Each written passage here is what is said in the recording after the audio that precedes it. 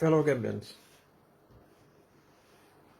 أعوذ بالله من الشيطان الرجيم بسم الله الرحمن الرحيم. In the name of Allah, the most gracious, most merciful, most omnipotent. Fellow Gambians, I come to you this evening to discuss one of the most important issues in our nation's history. Today, as we all go to bed, we will be reflecting on the destiny of our country, which will continue to unveil tomorrow at the National Assembly. We are on the verge of making history again. But it depends what kind of history we are making. We are at a very important threshold of history. We are at a crossroad, and as a people, we must make a fundamental determination about the future of our country. This has to do with the draft constitution that is before Parliament. I have unveiled the totality of my mind about this draft. And before going further, I'm going to emphatically register that I support the draft constitution 100%. We believe that this draft should find its way to its legitimate destination, and that is the people of this country to make a determination at a referendum. That is where the draft belongs. But we know the law. We are constrained by provisions of the Constitution.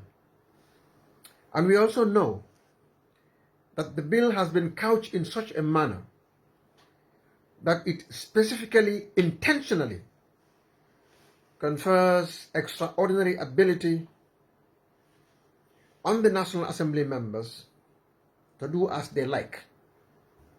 In other words, the Ministry of Justice, Attorney General's Chambers,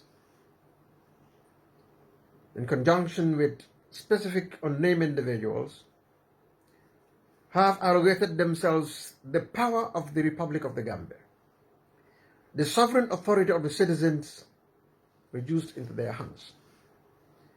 The Constitution referendum bill has been drafted in a manner that seeks to oust the power and authority of the voters of this country. We all know the huge mountain of obstacles that have been erected in the path of the ratification of this Constitution. But I'm going to talk to you today, fellow Gambians, not as a politician, but as a Gambian who loves this country and wants to see the best done for this country.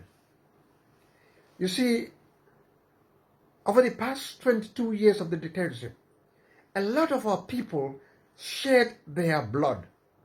So many people have lost their limb, and a lot of people have paid with jail, and many of us through very arduous life in exile. We did all of that not because we want to see a retrogression in the political life of our country. We do all that because we love this country and we want to see the best for this country. This constitution that we gave ourselves is the culmination of months and months of very intensive consultation with every section of this country, including the diaspora, citizens, from farmers to lower professionals, to mechanics, to carpenters, to architects, to lawyers. Every segment of this country had the opportunity to get their views reflected in a draft that we feel is going to make history, that we feel is going to serve our people for the next century.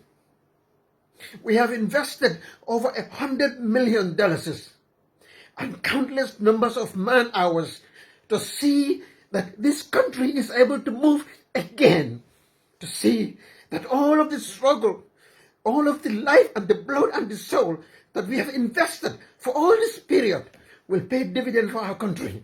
Just for a few people, because of their love for power, intend to usurp all of our gains, the gains that we are building and we are mounting for our children yet unborn. It is not going to happen. If these parliamentarians, a few of them, and we know where they belong, believe that they can hold this nation to ransom, they are making a folly of themselves. We are going to fight, and we are ready to fight to ensure that this country remains free, that dictatorship will not rear its ugly fangs in this country ever again, that no president will exercise unlimited executive authority in this country, that power which is derived from the people where it resides will go back to the people, and that a few parliamentarians will not play God with the lives of this nation. We did not shed our life for this country. No, President Barrow is not responsible for this change. It is not Ousainou Darboe. It is not Mai Fatty. It is not Mama Kandeh, Halifa Sallah, or anybody else. It is the people of this country who gave themselves the liberty that we enjoy today. And anybody who beats his chest and pounds on his chest that he gave us the liberty they have, they are lying to their teeth. We are tired of this politics as usual. You see, there are people who want to rule us for the rest of their life. It's not going to happen. There are those who are unhappy with specific provisions that they feel should empower them more than kings, majesties are empowered with. It's not going to happen. And I tell you, you make your plan, and God is planning. 2021, a lot of them who are setting up their lives, the fight of their lives, may live to regret it. So you members of parliament, as you get into that hallowed chamber tomorrow, we want you to remember the people of this country. We want you to fear God. Do what is right by this nation. Vote for the Constitution so that it goes to the next stage. Let the people decide. If you disagree with a provision of this Constitution and you have confidence in the ability and the power of your support, of your grassroots support among the voters of this country, let it go to the referendum. Go around the country and tell the people to vote against the provisions you dislike. But that power should not be robbed from Gambians. That power, that choice, that sovereign choice belongs to our people. And nobody on earth should deny them that power again. Never again will we allow selfish politicians to derail a national cause. May Allah save the Republic of the Gambia.